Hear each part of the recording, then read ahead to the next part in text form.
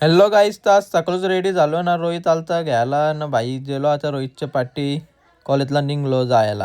तर गाईज असं वाटतं रोहितची तोंडावली का ज्यांनी आंघोळच नव्हती केली. काय बोलायचं याला ना. आता कॉलेजच्या बाहेर भेटले वनजोडी मानव आणि पन्या यांचं तर ना. तर गाईज आता इथंशी लावलेली रेसिंग ॲक्टिवा आणि ओलाची. या ओलावाल्यानं ॲक्टिवावाल्यानं तर मागं टाकले आम्ही. तर भाई यांना जाऊन दिला चल बारीक पोर आहेत म्हणून.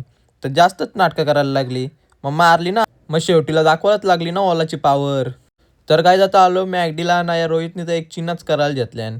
नुसता plus plus plus plus plus plus करत चालले. अरे भाई थांब, मी मॅगडीवाली हाकलतीन मारतीन बिरतीन आपल्याला.